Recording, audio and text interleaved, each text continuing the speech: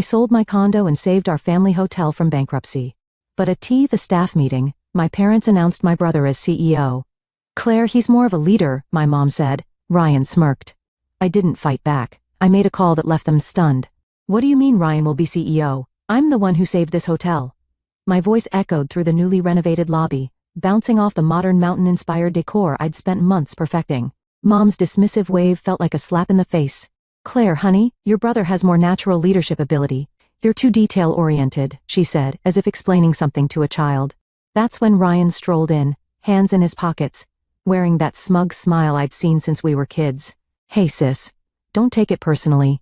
Someone needs to handle the day-to-day stuff while I focus on the bigger picture. My name is Claire Anderson, and at 52 I never thought I'd find myself fighting for recognition in my own family's business. After 20 successful years in hotel management in Chicago, I'd given up everything to come home to Colorado and save our struggling family hotel. The irony? I was the only one with actual hospitality experience, while my younger brother Ryan had bounced between jobs, never holding one for more than a year. Here's what really gets me. 8 months ago, my dad called me in tears saying they were weeks away from bankruptcy. I didn't hesitate. I sold my condo in Chicago, cashed in my savings, and came home to help. The hotel was stuck in a time warp, dated decor, no social media presence, and reviews that made me cringe. I worked day and night modernizing everything from the reservation system to the lobby furniture. God knows how many nights I spent hunched over spreadsheets, negotiating with suppliers, and training staff. I even used my industry connections to get us featured in travel magazines. And it worked. The transformation was incredible. The Mountain Pine Lodge went from a 2-star nightmare to the talk of the town. Our bookings doubled, and for the first time in years, we were actually turning a profit. Every detail, from the locally sourced artwork to the upgraded amenities, was carefully chosen to create an unforgettable guest experience. But standing here now, watching Ryan smirk while our parents hand him everything I've built, I realized none of that matters to them. The worst part? They're announcing his promotion at tonight's staff meeting, the same meeting where I was supposed to present our record-breaking quarterly results. I can feel the eyes of our employees on me, especially Sarah, our head housekeeper who's been here for years. They all know who really turned this place around. But like me, they're forced to stand here and watch this farce play out, pretending this is somehow normal or fair. Let me take you back a bit to understand how we got here. The Mountain Pine Lodge has been in our family since my grandparents built it in 1971. I basically grew up in these halls, learning every aspect of the business from the ground up. While other kids played house, I was helping Mom with check-ins and watching Dad handle maintenance issues. The hotel was my second home, and I loved every minute of it. But Ryan, he was different. 3 years younger than me, he never showed any interest in the family business. While I was studying hospitality management in college, he was bouncing between majors. First architecture, then business. Finally dropping out altogether to find himself. Mom and Dad never seemed bothered by this. He's just creative, they'd say. He needs time to figure things out. Meanwhile, I was building my career in Chicago, working my way up from front desk manager to regional director for a major hotel chain. Every success I had was met with lukewarm congratulations from my family. That's nice, dear, but when are you coming home? When are you getting married? It was never enough.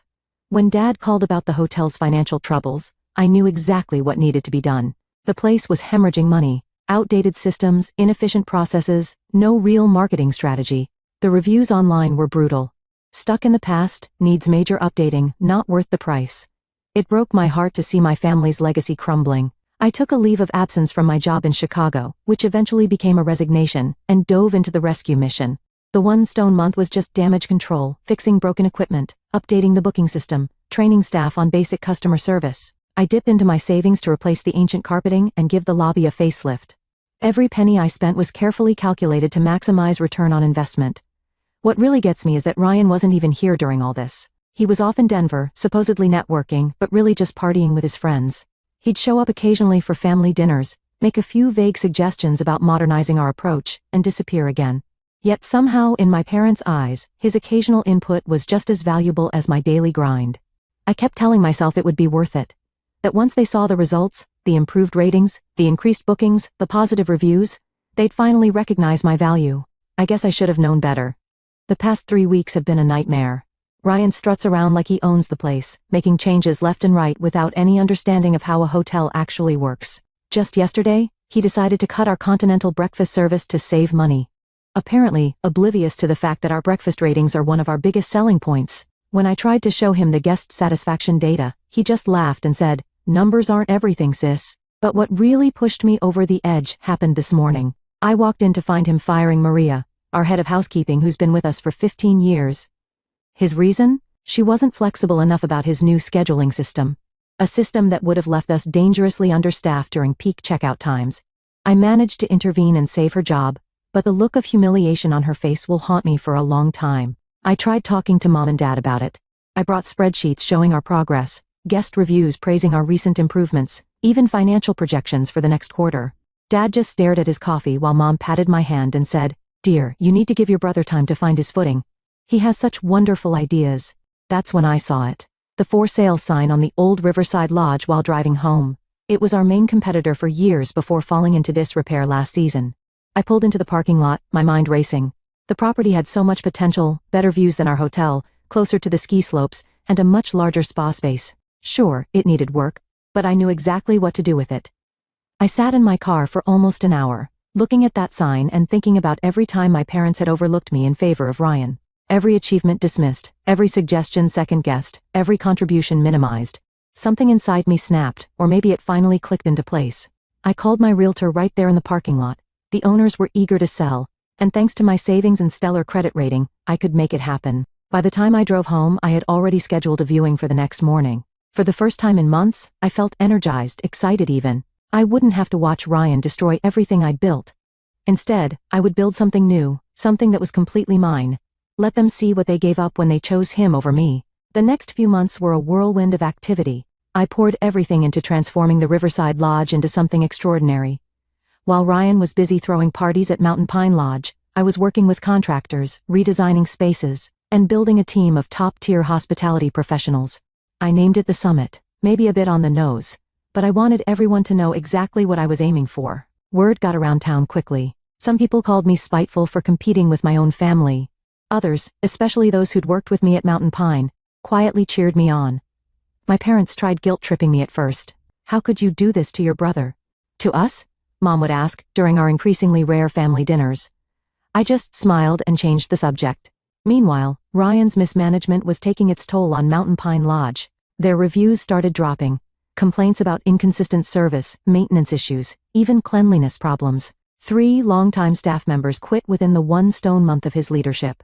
I heard through the grapevine that they'd had to slash their rates just to maintain occupancy.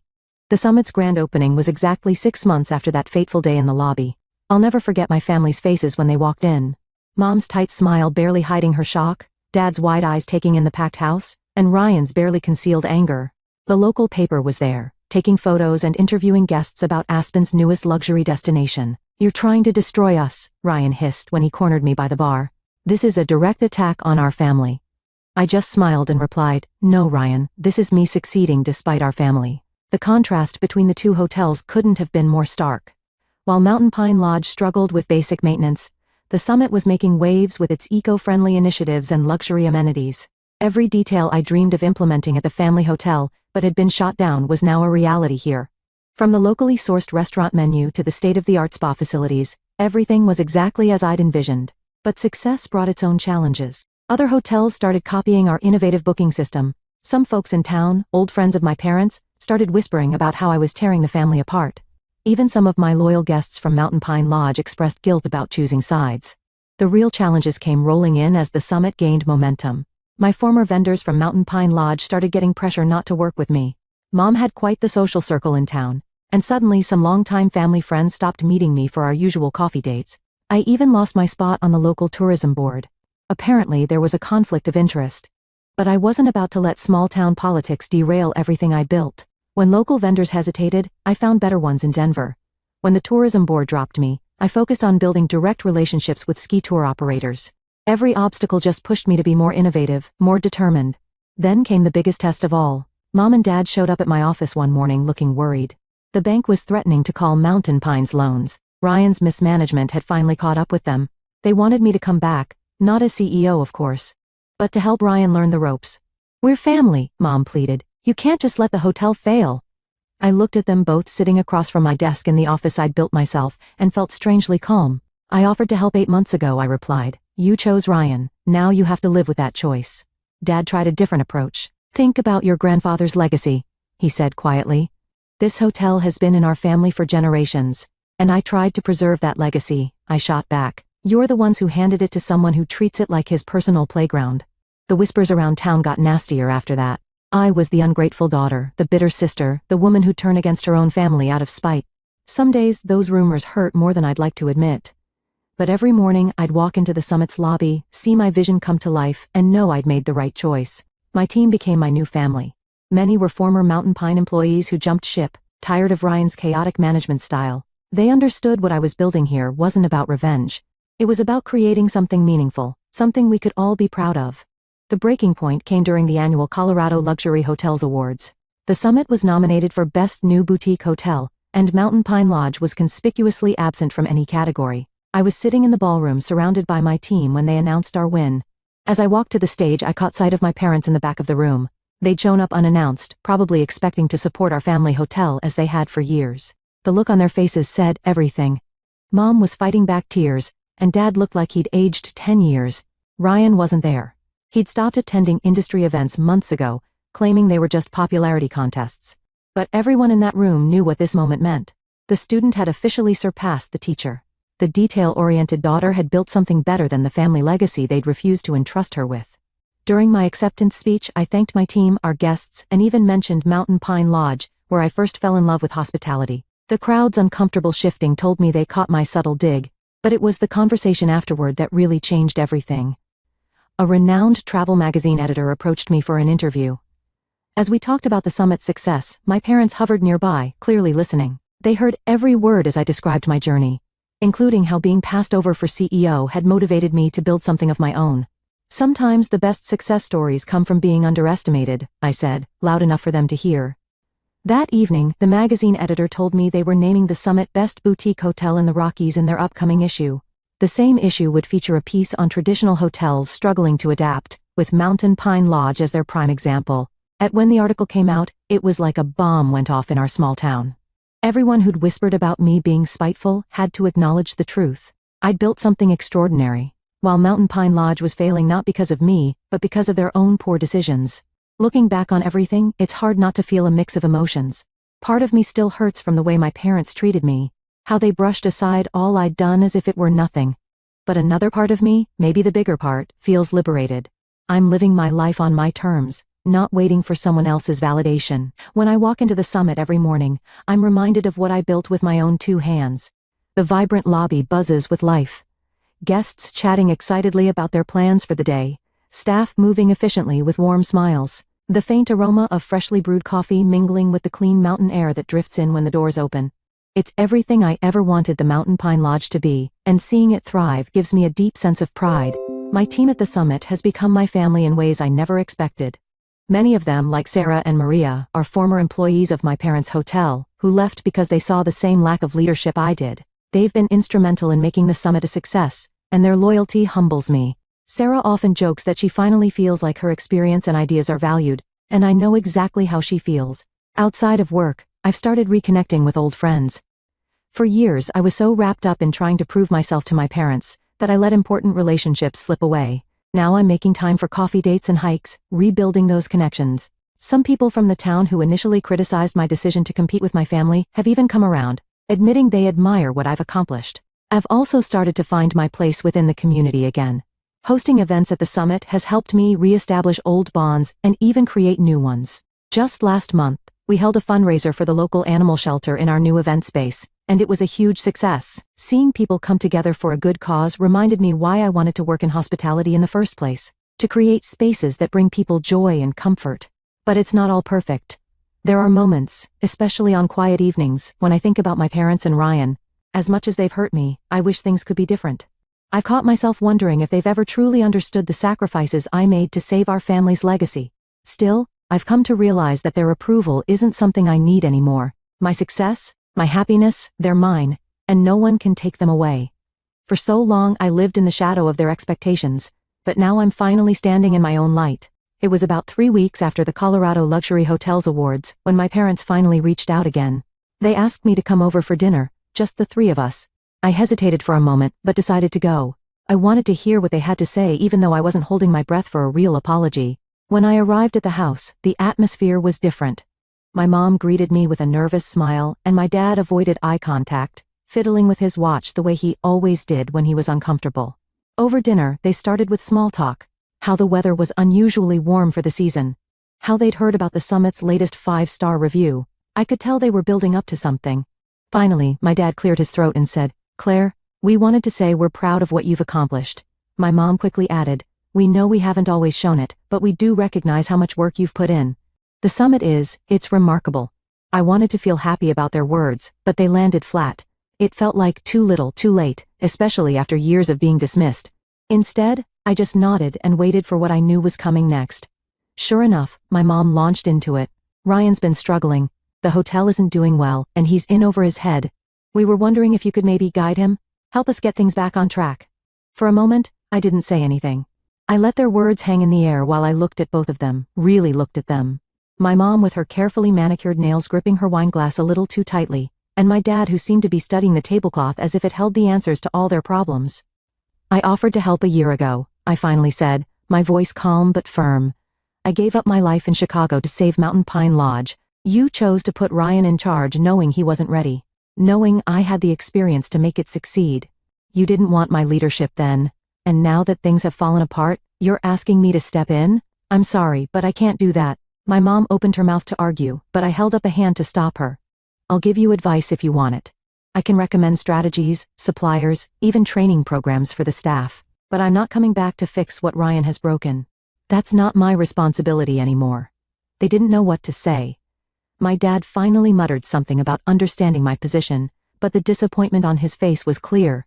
My mom looked like she wanted to argue more, but for once, she didn't push it. Driving home that night, I felt lighter than I had in years. Setting those boundaries wasn't easy, but it was necessary. I wasn't bending over backward to make my parents happy, or cleaning up Ryan's messes.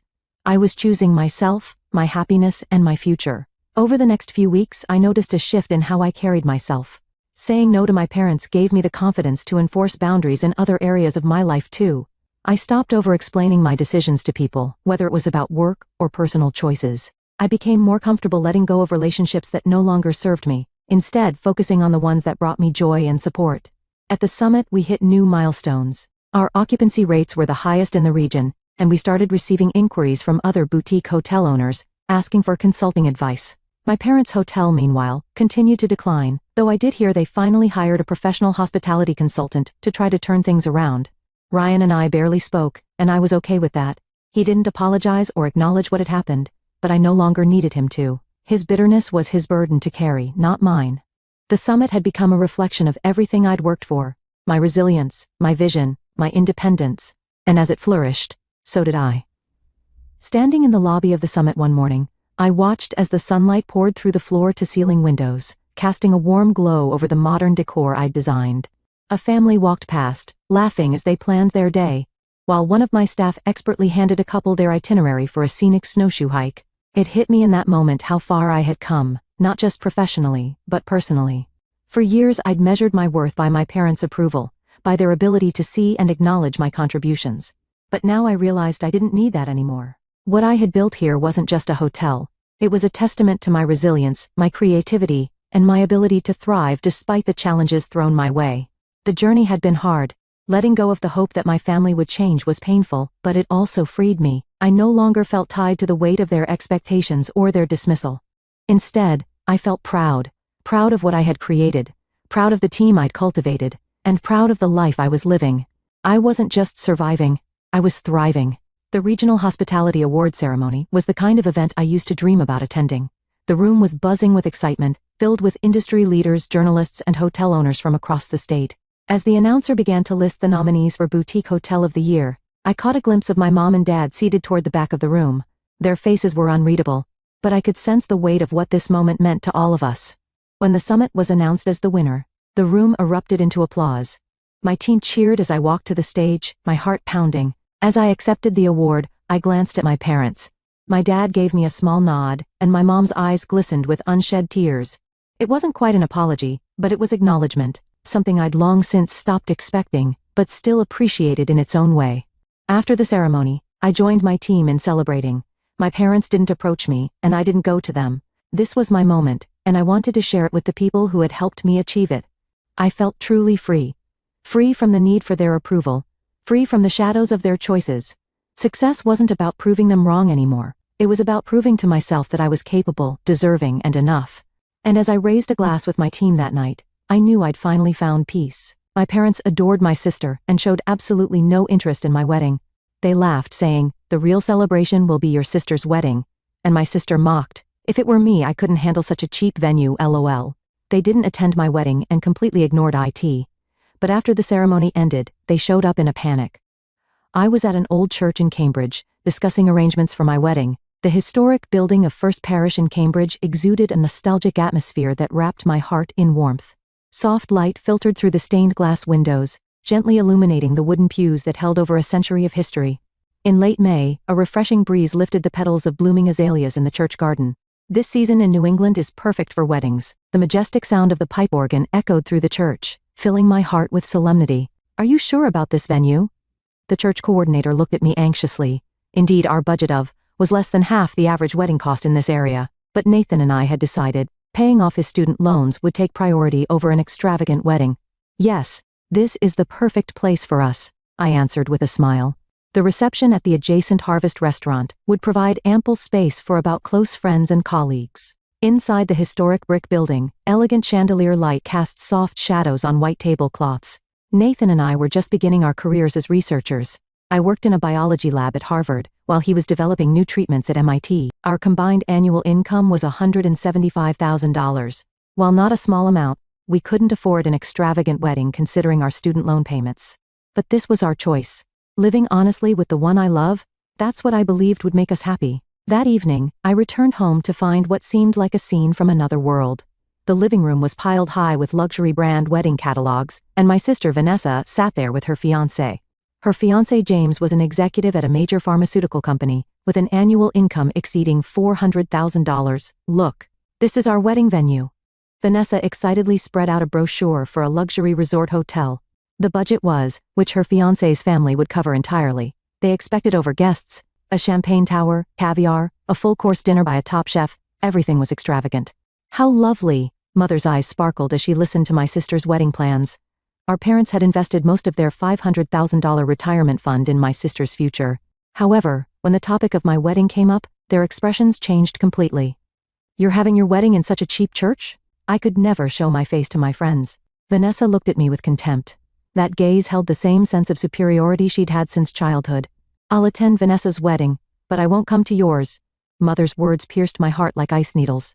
Father just nodded silently. Their affection had always been directed toward my sister.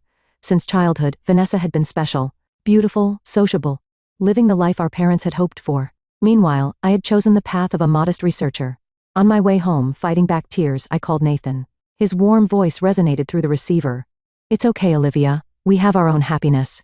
Even without your family's understanding, we have 50 dear friends who will celebrate with us." Those words gave me strength. True, it might not be flashy, but this wedding would be true to who we are. Though modest, it would be filled with heart. The spring breeze gently swept through Harvard University's campus, visible from the train window with its fresh greenery. Nathan and I would walk our own path, even without our family's understanding, believing that love and honesty would bring true happiness. On the morning of our wedding day, it was a magnificent May day, as if heaven itself was blessing us. The morning sun touched the spire of First Parish in Cambridge, warming the red brick walls that had witnessed over a century of history. In the church garden, fully bloomed azaleas swayed in the spring breeze, their falling petals like nature's own blessing of confetti. From early morning, my best friend Sarah and my lab colleagues had gathered. They carefully arranged flowers one by one on the white tablecloths. Roses, baby's breath, and seasonal flowers created a simple but heartfelt altar. The modest decorations harmonized perfectly with the solemn atmosphere of this historic church. Sarah smiled at me kindly. She had stayed late the night before helping with preparations. While my wedding dress wasn't from a luxury brand, my grandmother's antique lace veil added a special radiance to the simple dress. "Your mother and Vanessa?" Emily asked hesitantly as she helped me dress. "They're not coming," I answered with a smile, trying to keep the pain from showing in my expression. My parents' and sisters' seats would be empty. But that was unavoidable. When the pipe organ's solemn tones began to echo through the church, I took a deep breath. Standing at the entrance to the aisle, about guests watched me with warm smiles. Lab colleagues, college friends, and Nathan's family. Not a huge crowd, but each person's smile filled the space with love. And there was Nathan, waiting at the altar. Tears of joy glistened in his eyes. "My beloved Olivia," Nathan's voice resonated through the quiet church. "Meeting you was the greatest miracle of my life. We may not be wealthy, but let's live honestly, supporting each other, encouraging each other, and sometimes scolding each other, and above all, never forgetting to be grateful." Each of his words reached straight to my heart. Light streaming through the stained glass windows enveloped us gently, like a blessing from heaven. During the ceremony, I noticed the empty family seats. But strangely, I felt no sadness.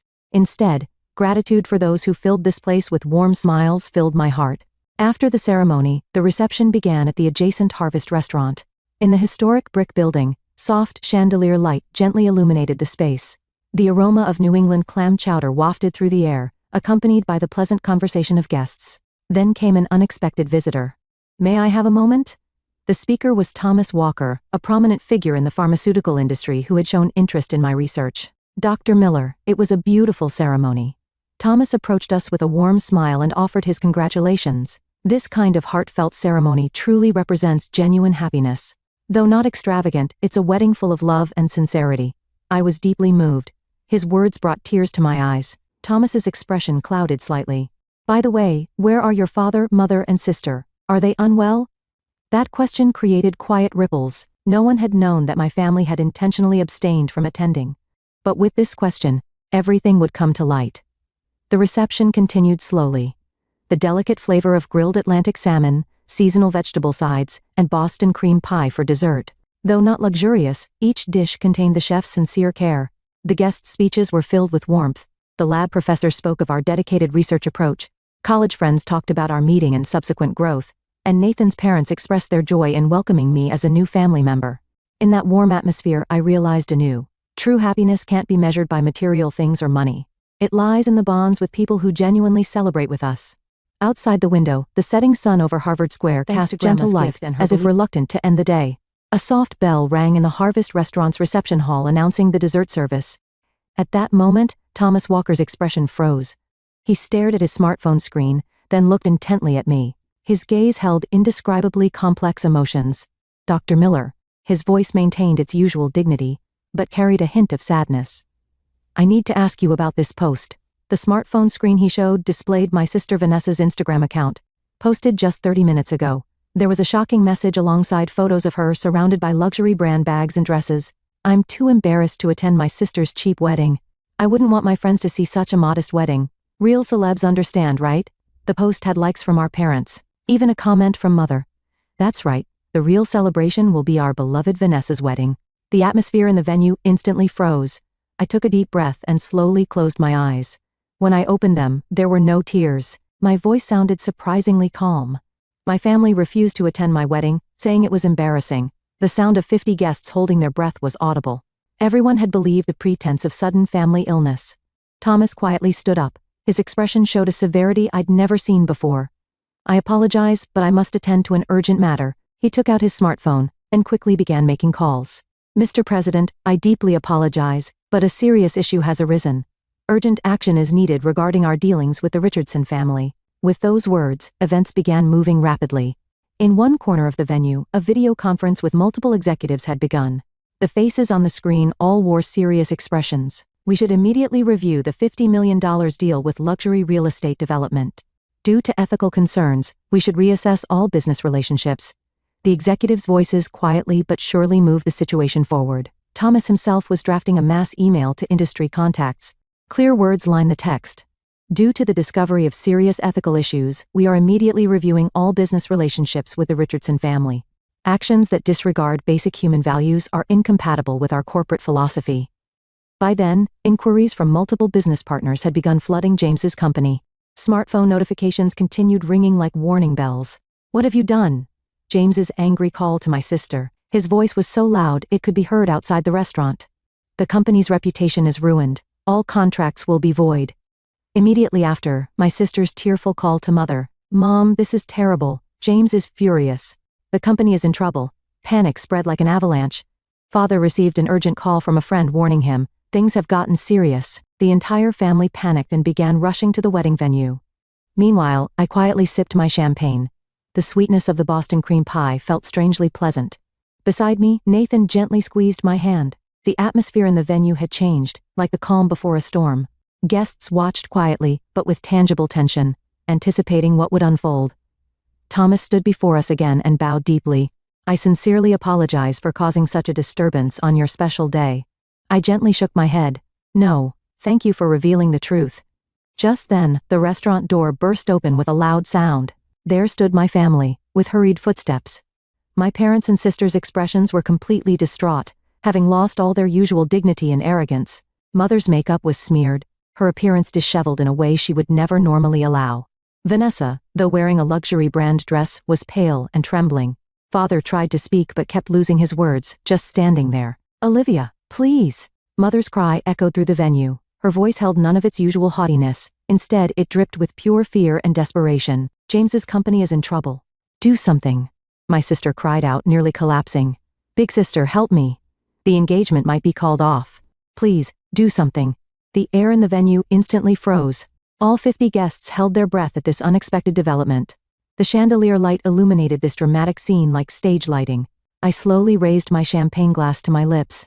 Though we hadn't prepared crystal champagne, this modest vineyard sparkle held our own pride and dignity. After taking a sip, I spoke quietly. "Would you please be seated? It's poor manners to cause a scene in front of everyone." At those words, Mother seemed to come to her senses, suddenly realizing there were guests present. "Oh yes, of course." Mother sat down flusteredly, and Father and my sister followed suit. Next to me, Nathan gently squeezed my hand. His warmth gave me strength. My sister began speaking through her sobs. All of James's company's $50 million in deals might be cancelled. If that happens, the engagement, my life, isn't this the result of you mocking my wedding as cheap and posting about it on social media? Thomas Walker stood up, interrupting my sister's words.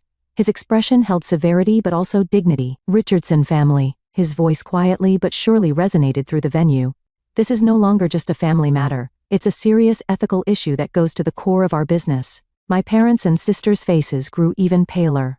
Discrimination based on social status and economic power. Abandonment of family love.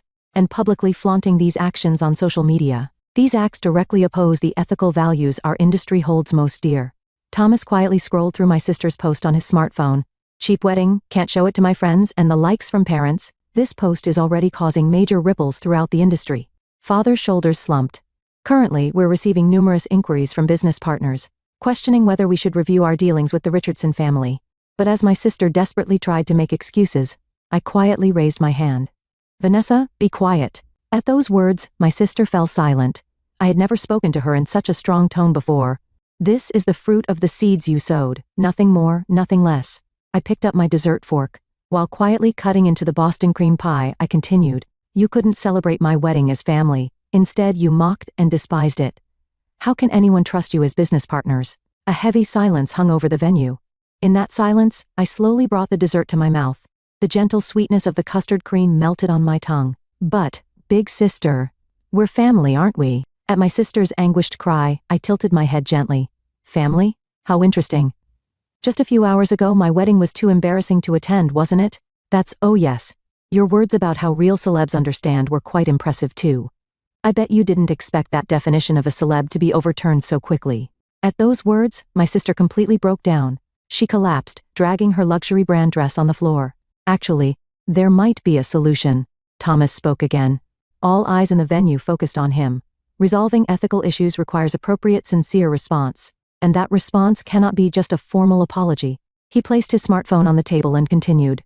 "One stone, complete retraction and apology for the social media posts. Then, a detailed explanation of the circumstances, and a written statement of reflection. Ethics training would also be necessary," Father asked in a thin voice. "Then the deals would know, that's just the minimum response. Rebuilding trust will require much more time and effort."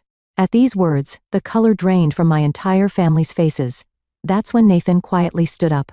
Father-in-law, mother-in-law, and Vanessa, his voice maintained its usual gentleness, but carried inner strength. Value isn't necessarily measured by money or outward luxury. It exists in human sincerity, consideration, and love. Nathan placed his hand gently on my shoulder. "This a cheap wedding has the heartfelt blessings of 50 precious people, and those blessings are priceless." The gathered guests quietly nodded. At that moment, large tears fell from my parents' and sister's eyes. They were tears of genuine regret, unlike any I'd seen before. The spring in Cambridge embraced the city with the same gentleness as it had years ago. In front of First Parish in Cambridge, azaleas were once again in full bloom, swaying in the wind. Under those petals, a little girl ran around with a smile. "Emma, be careful when you run," I called out with a smile. My 3-year-old daughter danced among the flower petals like a spring fairy. Her eyes held Nathan's gentleness. In these 5 years, our lives had changed dramatically. Nathan's research on new treatments bore fruit, bringing collaboration offers from several pharmaceutical companies. I secured an associate professor position at Harvard University. And above all, the birth of our little one. Emma's presence brought new joy and meaning to our lives. Meanwhile, Vanessa paid a heavy price. Due to the impact of that day's social media post, her engagement to James was called off, and her dream of a lavish wedding at a luxury resort hotel vanished. Most of our parents' retirement fund that they had invested also diminished due to stock market crashes. Vanessa stayed secluded at our parents' home for a while. Then one day, she suddenly decided to move to a small city. There she started working at a small flower shop. She sold all her luxury brand bags and dresses, beginning a modest life. "You know," a customer told me, "the flowers you arrange warm my heart," she wrote in her letter. Perhaps the daily interaction with small flowers' honest beauty, rather than expensive vases filled with luxurious blooms, gradually changed her. Our parents changed significantly too. With their retirement fund reduced, they had to give up their planned retirement dream. But surprisingly, this brought positive changes to them. "Rather than a luxurious retirement, spending time with family is more important," Mother whispered while holding Emma. Father nodded silently while gently patting his granddaughter's head. Now, meeting in front of this church for monthly family lunches has become our tradition. Of course, not everything was resolved overnight. Rebuilding trust took considerable time. But through this process, we gradually learned what true family bonds mean. The other day, when Vanessa visited my lab after a long while, she gazed at Harvard Square's fresh greenery through the window and quietly began speaking. "That wedding day taught me something important. True value isn't about money or appearances. It's found in human connections and genuine caring." Her eyes no longer held their former superficiality. Instead, they reflected genuine warmth. Thomas Walker maintained his strict approach as promised. However, watching my family's sincere remorse and efforts, he gradually opened the path to rebuilding trust. "People make mistakes. What's important is what they learn from those mistakes and how they grow," he reportedly said at a recent business meeting. "Now, we're building a new form of family. It might not be perfect, but I believe true affection grows within that imperfection." Emma still plays under the azalea petals. The spring sunlight gently illuminates her smile. "Come on, it's almost lunchtime. Everyone's waiting, sharing meals with family, such simple happiness. Perhaps that day 5 years ago taught us its importance in an unexpected way." At Harvest Restaurant, white tablecloths are laid as always, with chandelier light softly swaying. The meal isn't extravagant, but the joy of sharing this time together seems more valuable than any luxury cuisine. Emma, Grandma, and Grandpa are here. Watching my daughter happily run to them, I smiled quietly in my heart. Life sometimes takes unexpected turns, but each twist and turn leads us to the right place. A spring breeze gently swept through Harvard Square.